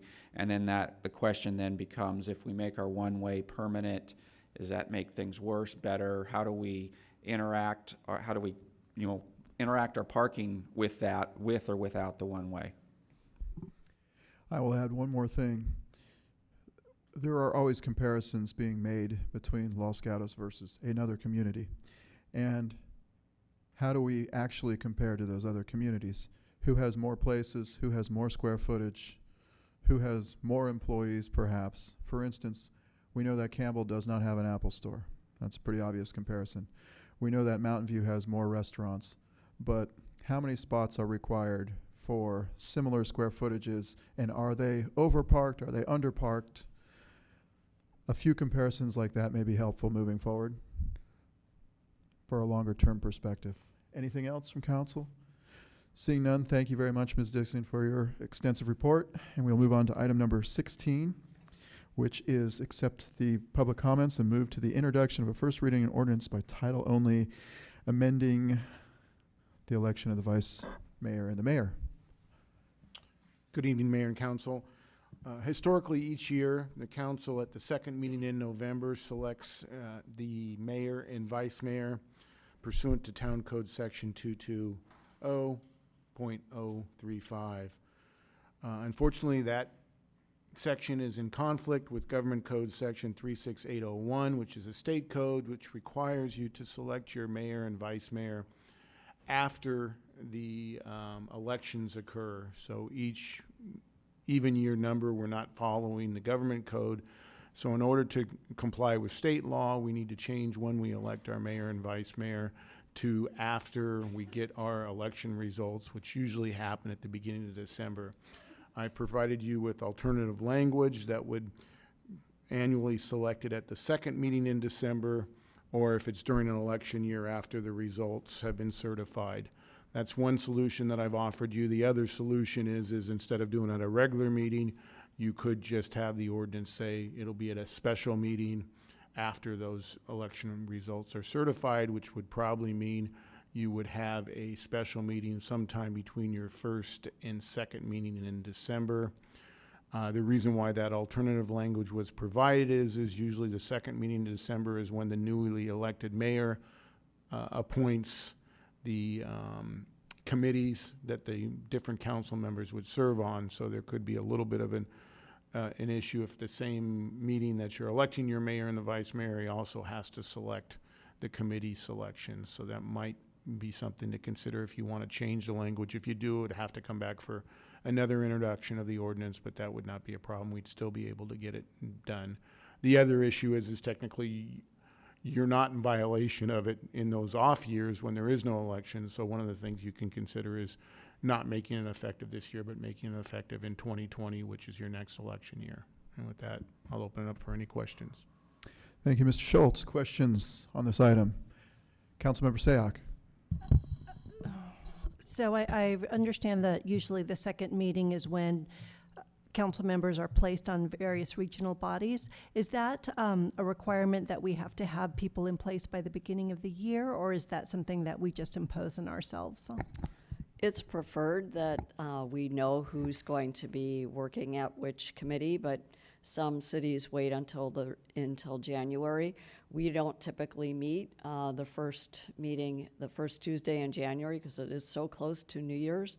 So that would mean then that we wouldn't even have our appointments until the third week, unless we do a special meeting for the second week in January. But it is by preference. Okay, thank you. No further questions. I have no speaker cards on this item. Anybody wishes to speak? I will close the public hearing and we'll go with Vice Mayor Jensen. Thank you for the report. So I guess I'll just give my input, not necessarily make a motion. What I was thinking before you told me that we're not in violation because it's not an election year is that this year, to me, it doesn't make sense because the council makeup will not change. It makes sense next year when the council makeup will change or may change based on the election. And if we're doing committee appointments, et cetera, then it makes sense to get those in place. It also makes sense given the variations in when the election might be certified, that rather than having a set date or rather than thinking we're going to have a special meeting, that we ought to figure out and just say, okay, in election year it's going to be, when they're certified, and in non-election years, which is, every other year, it'll be the first whatever in December. Because the second meeting in December is Christmas, practically. So that, to me, that doesn't make a lot of sense.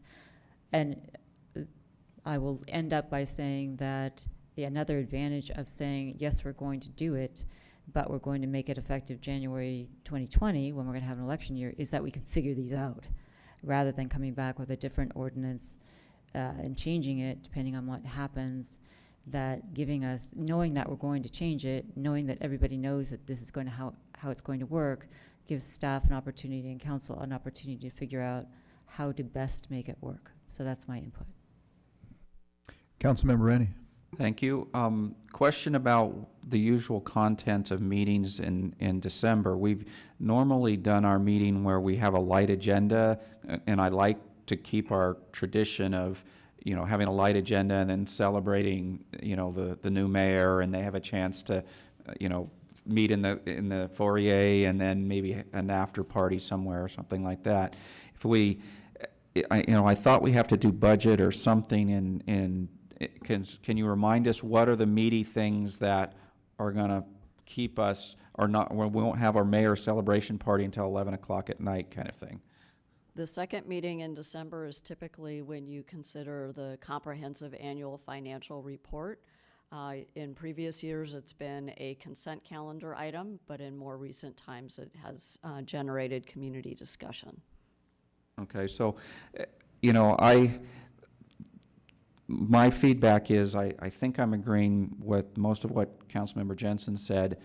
I don't really like the second meeting because I think we need to be appointing to the committees and commissions at that meeting. I guess the mayor could come in ready to do it, but again, that makes, you know, I think it's a little cumbersome. We could force it.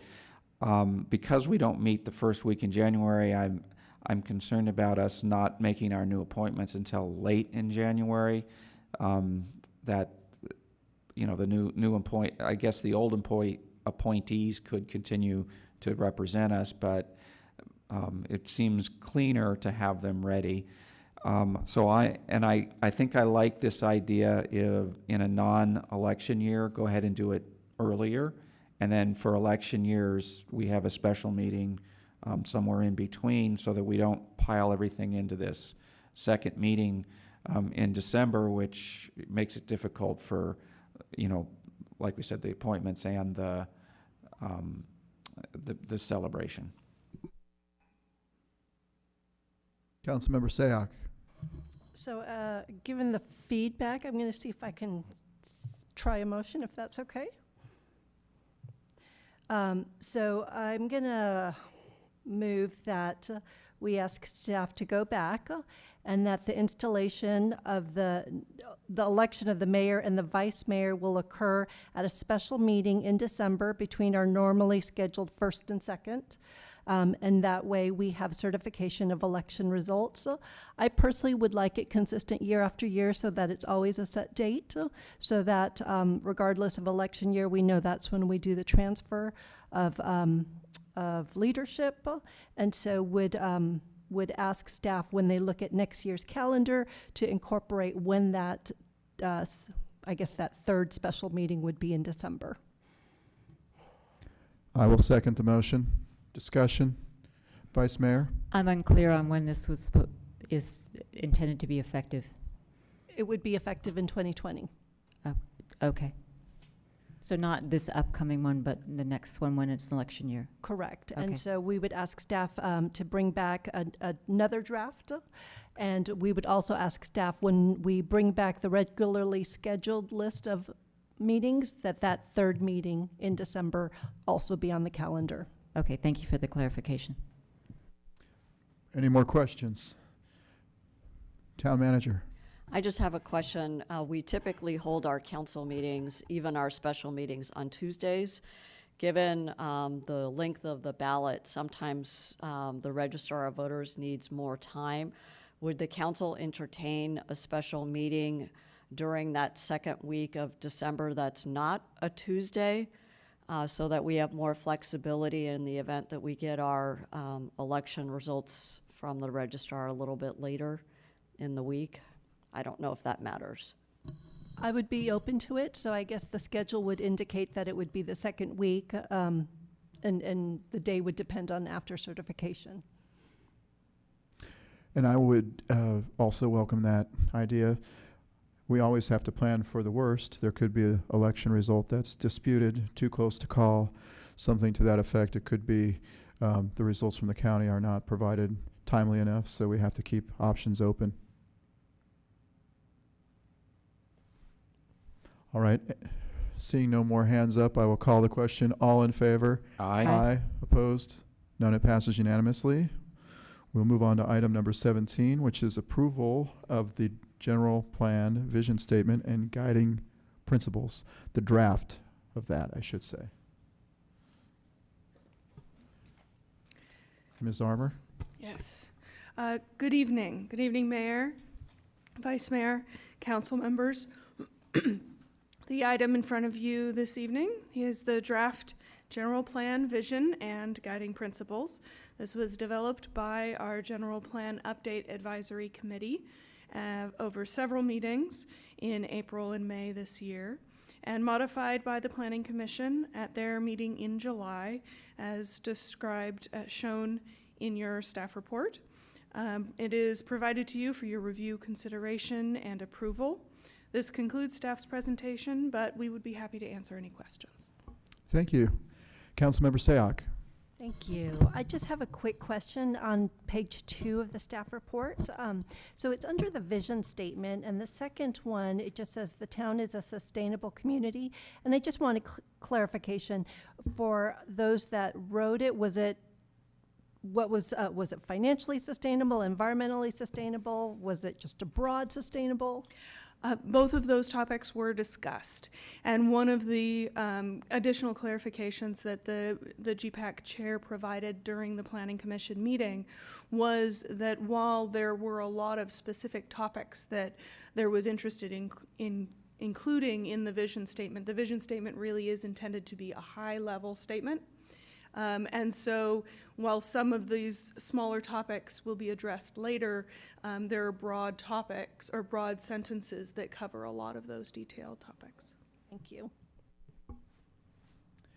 No more questions. We will open up the public hearing. We have one card. Ms. Quintana.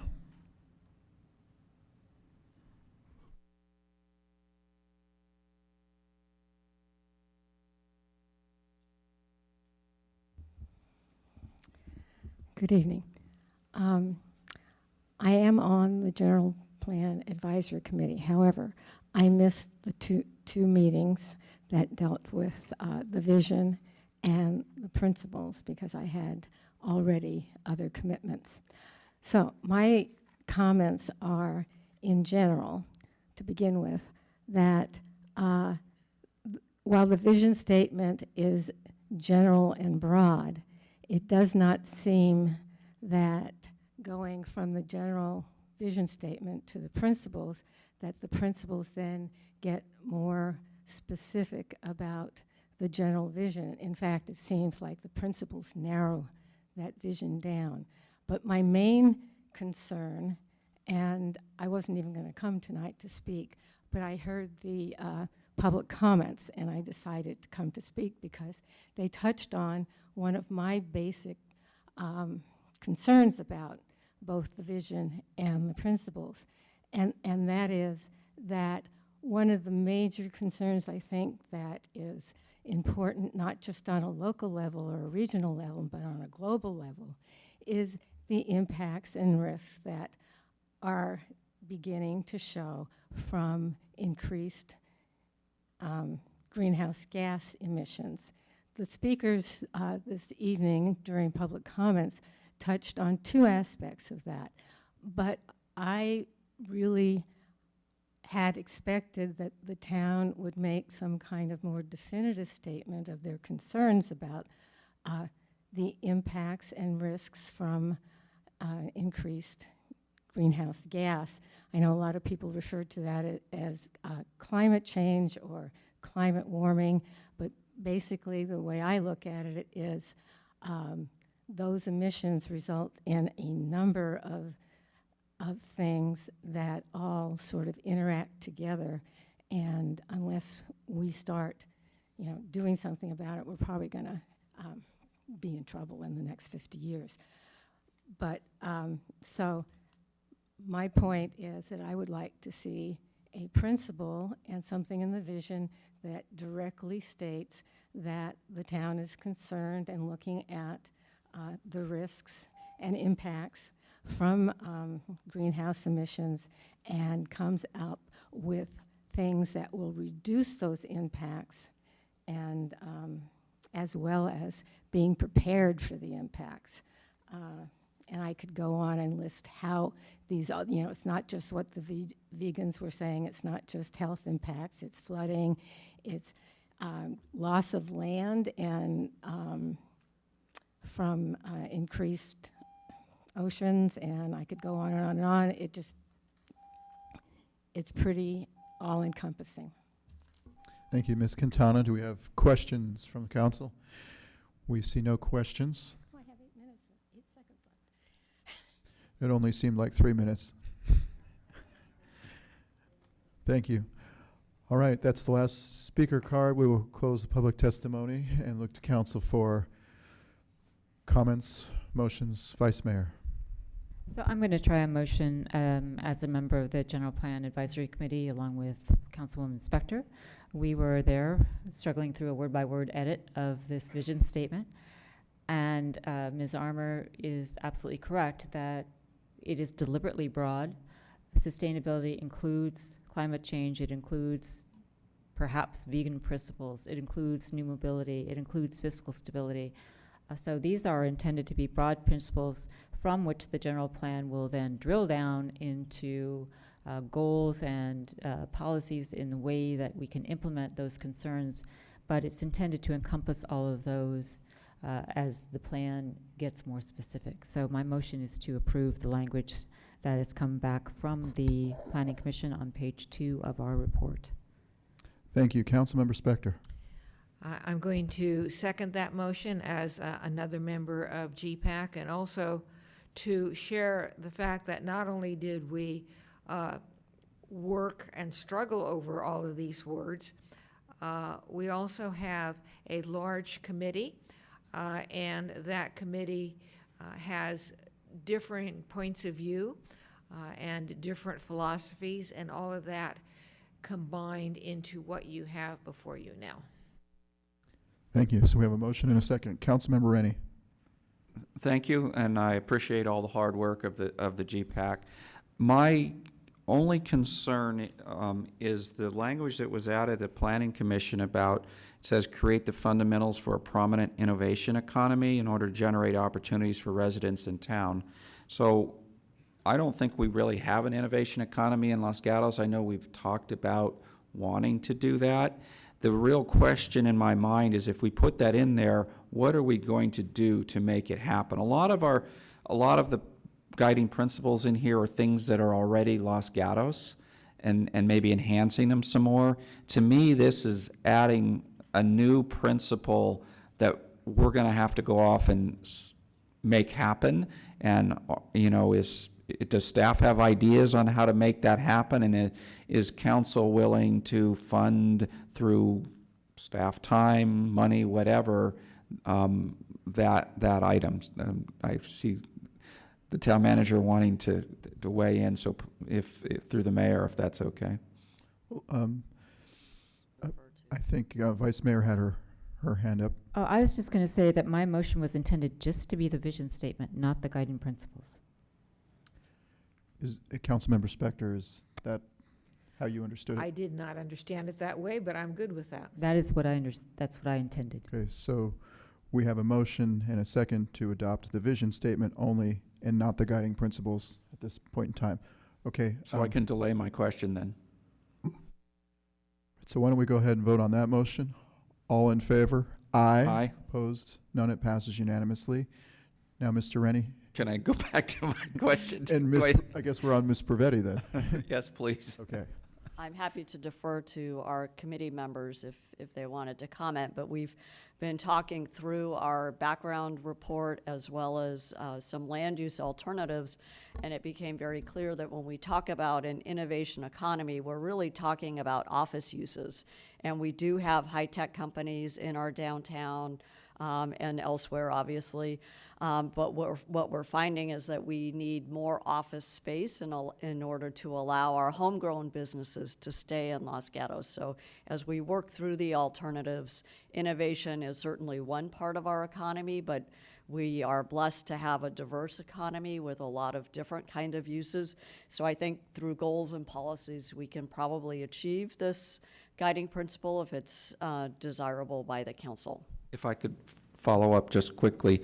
So what I heard you saying is we would need more office space. Do we have enough area zoned, or would we need to change add zoning for office? Well, this is where we are in the process right now. We've just received guidance from the committee that will direct a variety of land use alternatives that the committee will be revisiting later on this fall. And I think part of the analysis that will be coming from our consultants are the fiscal benefits and costs of different land use choices, as well as what some of our needs will be based on market analysis. So this is work that's currently underway, but I think we should be proud of the fact that we already have elements of an innovation economy already here in town. Thank you. Councilmember Spector. Thank you. Following up on that, what came out of our last meeting, because there was discussion of the town having, i.e., innovation centers.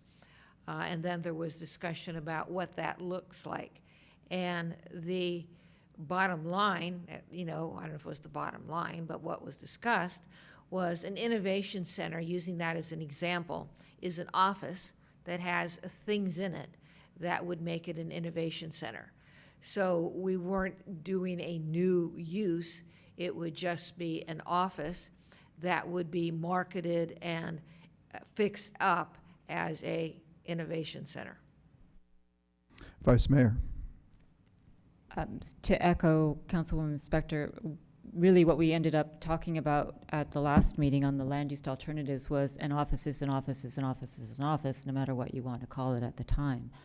So I actually agree with Councilman Rennie. I would end the community vitality at the sentence that ends with future, because I'm leery, I think this was discussed at our last committee meeting, of labeling something that 20 years from now is obsolete.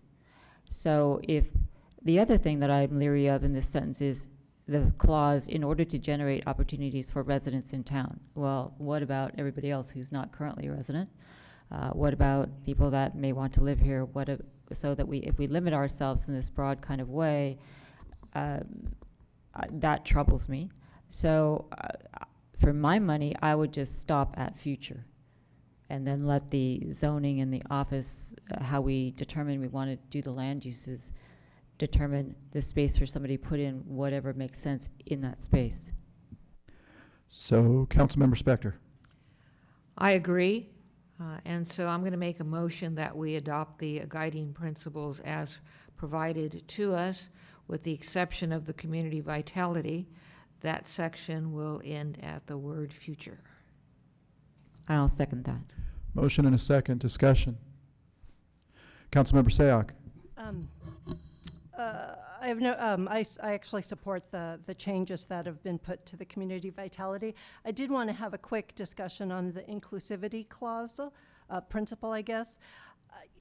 I struggle with this one just because the way it's worded now, I understand the intent, but the way it is, promote ethnic, cultural, socioeconomic diversity, it doesn't seem strong enough to really recognize that we actually have it now. And so what I would request the council is just a wordsmith, remove promote, and instead put recognize the importance of ethnic, cultural, and socioeconomic diversity and equity to protect the quality of life in Los Gatos. So, versus something that we're promoting that we don't have currently. Does that make sense? So? How does the maker of the motion and the seconder feel? So the Vice Mayor? seconder, as I believe I understand Councilwoman Sayoc, is that rather than a vague phrase like promote, you want to say recognize the importance of, which to me is the same as promoting. We recognize that that's important, that we carry it through on our policies. So to me, that makes sense. And I don't think it changes the meaning. All it does is say that we know this is important. It's something that we want to make sure is part of our plan. Is that how I understand you? That is correct. Okay. Councilmember Spector. Thank you. I'm going to have staff or the mayor just read how this will change. I think that it will be, I think that will be acceptable to me. So let's start with that, and then I'll get to my second point. Ms. Pravetti. Recognize the importance of ethnic, cultural, and socioeconomic diversity and equity to enhance the quality of life in Los Gatos. Yeah, so I won't support that, so I'm going to well, let's see, am I withdrawing my motion? No, I'm leaving my motion as is, and it's because the discussion amongst the GPAC was that they wanted to take an affirmative step, and whatever that affirmative step is, they didn't, and therefore the word foster as opposed to passive wording. So for the time being, I'm going to leave my motion on the table. I have an idea. I know that doesn't ever happen. Why don't we say recognize and promote? Ms. Pravetti. I was just going to offer another word, such as embrace the ethnic, cultural, and socioeconomic diversity of Los Gatos. So other word choices for you. Councilmember Spector, did you? I can't remember what you said, but embrace again is too passive. I said recognize and promote. So that way we include the way it's written now, and we add the word recognize, since it already is happening, as Councilmember Sayoc desired. I would be amenable if the seconder is to recognize and promote. Okay, the seconder is going to make it more complicated. Recognize the importance of and promote. That's all right. That's all right with the maker of the motion. Why not? So, Ms. Pravetti, would you like to read that back one more time? Okay, inclusivity. Recognize the importance of and promote the ethnic, cultural, and socioeconomic diversity and equity to enhance the quality of life in Los Gatos. I think I added one extra the, so. Ms. Spector, is that? I guess we're getting rid of the huh? With that, I'm fine. And the seconder is fine if we eliminate the extra the. Okay. So we have a motion and a second on the guiding principles. And is there any more comments or changes desired by council? Seeing none, we will call the question. All in favor? Aye. Opposed? None. It passes unanimously. Thank you, everyone, for that. And we were going to move on, and thank you, Ms. Armour. We're going to be moving on to the consent item, which was pulled by Councilmember Rennie, item number 10. Mr. Schultz, are you? Yes, good evening. This matter is in front of you again. It was in front of you in 2016. Basically, since 2001, we have continued in our agenda format and rules policy to have time limits for presentations for the appellants and for applicants, and that has been 10 minutes for the applicant appellants and 5 minutes for rebuttals, and the public comment period has been 3 minutes. In 2016, the policy committee took this up and wanted to limit it down to 5 minutes and 3 minutes, being that the public would be more at the same playing field with the 3 minutes as the applicants and the appellants were going to have. Although the policy committee brought that forward, the council voted 3-2 to deny that, so it's remained at 10 minutes and 5 minutes. This past year, the policy committee took up the agenda format and rules again and looked at them, and has again brought forward the idea of reducing the time limits for the appellants and the applicants for their 5 minutes for their opening statements, and then they would have 3 minutes for their rebuttals. So that changes are in front of you for your discussion and any questions. Thank you, Mr. Schultz. Mr. Rennie, you are the council member who polled, so would you like to discuss?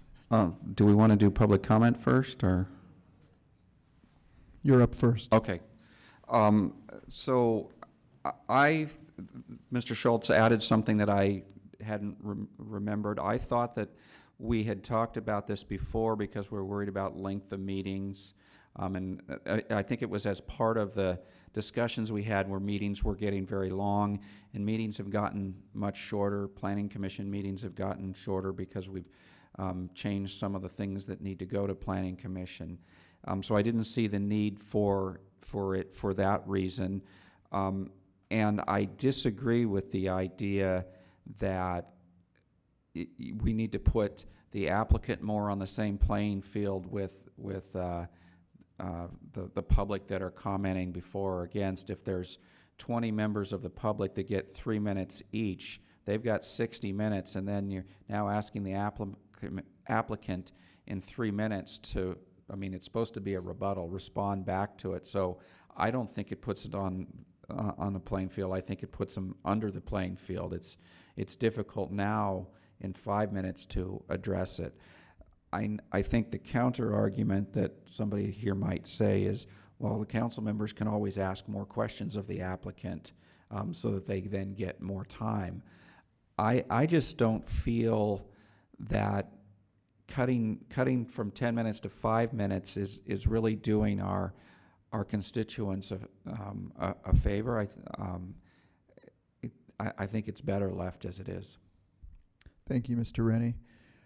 We have no speaker cards on this, so we will close the public hearing, and then the policy committee members. I don't know if you're interested in weighing in, Vice Mayor. Okay, so I'm hoping my other policy committee member will also weigh in. So yes, the council can ask questions, and usually does. One of the motivating factors actually for us to consider this was the Peralta Avenue application and appeal, where what we ended up having was one person talk for 10 minutes, another person talk for 10 minutes, another person talk for 5 minutes, another person talk for 5 minutes, who were the exact same people, who had the exact same things to say. So we just ended up giving people who were completely self-interested a 20-minute platform to just keep talking. And at least from my perspective, I didn't think that was a good use of anyone's time. I think it's perfectly fine to give members of the public the same amount of the time as an applicant or an appellate gets, frankly.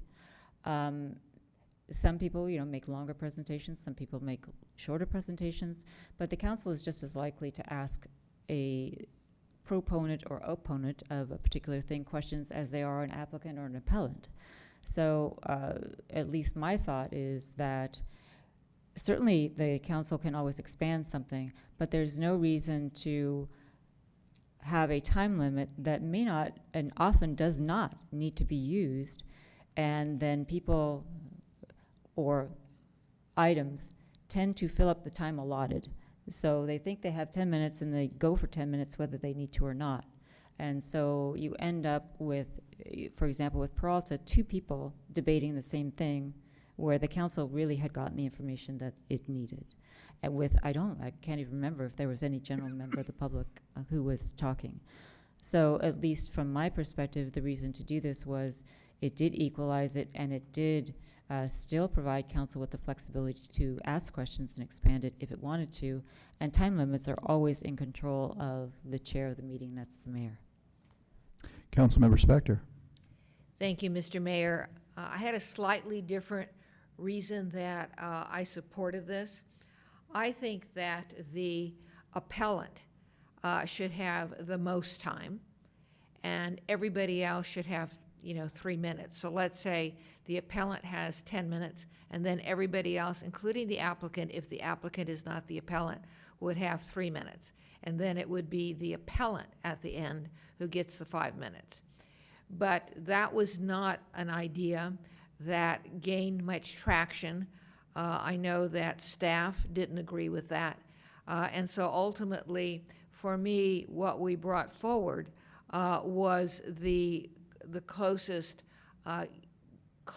use of time wisely. So it still has the applicant and the appellant, if there are different people, having the same amount of time, and then everybody else is down to 3 minutes. So I agree with this one. I still agree with it, I should say. And I don't believe that we have to give the applicant and the appellant 10 minutes and then 5 minutes at the end. It's just too much time. You can get your statements in, you can get your questions answered in the 5 minutes that is being suggested here. Any more discussion? Seeing none. I want to thank the policy committee for their work again on this and the explanations. And I will move on to call the question on this consent item. I guess we need a motion, before we call a question. So I will move that we move forward with the recommendation of the policy committee and adopt item number 10 from the consent calendar as written in the staff report. Second. We have a motion and a second. Discussion? Seeing none. All in favor? Aye. Opposed? No. So it passes 4-1. Councilmember Rennie dissenting. We'll move on to council matters. Councilmember Sayoc. Thank you. Since our last regularly scheduled meeting, the Cities Association meeting we had a meeting, and one area that I'd like to share with council. Recently, we had sent a letter opposing AB 1487. It's Assemblymember Chu's bill to create a housing enterprise. And we went from an opposition to a neutral stance on this because the composition and the governance has now been changed, so it would no longer be a separate entity, and it would now be governed by a combination of MTC and ABAG, which is what we had requested. And also, the youth commissioners participated in a field trip to Capitol, AD 28, and the mayor, Leonardis, and I were both there chaperoning. Councilmember Spector. Thank you, Mr. Mayor. Since the last council meeting, I've had 3 committee meetings. One was the GPAC, and in that one, we focused on increased housing and in what residential and commercial areas that could be built. And specifically, we looked at single-family dwellings, and we looked at Los Gatos Boulevard. The Finance Committee meeting was focused on giving direction, attempting to give direction to the town council on how best to pay down our unfunded liabilities. However, it's going to be coming to the council with no consensus from your council representatives, but with a lot of input from the committee as a whole. And lastly, CDAC met, and we were looking at a senior care facility in the location of the current Los Gatos Hotel, not the Hotel Los Gatos, Lodge, Los Gatos Lodge. Thank you, Councilmember Spector. Since our last regularly scheduled meeting, as Councilmember Spector stated, we had a Finance Committee meeting, and I was part of that, and she summed that up quite well. As Councilmember Sayoc stated, legislative day with Assemblymember Evan Lowe with the Youth Commission. It was quite a fun day. We had the first day of school where I participated with the Safe Routes to School folks at Van Meter Elementary School. And I had a West Valley Sanitation District meeting. Vice Mayor. Okay, I also did Safe Routes to School at Fisher, and I'm here to tell you that carabiners are much more popular than wristbands. I also participated in the CDAC with Councilwoman Spector. For any of you who might actually be watching this, it's a proposal for a senior facility. It's not an application that's come forward. They wanted feedback on whether or not that made sense in that location and got differing opinions from members of the committee. GPAC, I think Councilwoman Spector summarized very well, and I attended that as well. The only other thing of any interest was that I did meet with some representatives of the proposed Business Improvement District. Got their opinions and perspectives on how they would like the maps to be drawn and gave them some feedback on that. Councilmember Rennie. Thank you. I was away most of the day since the last council meeting. Before I left, I did attend the Silicon Valley Clean Energy Authority Finance and Administration Committee.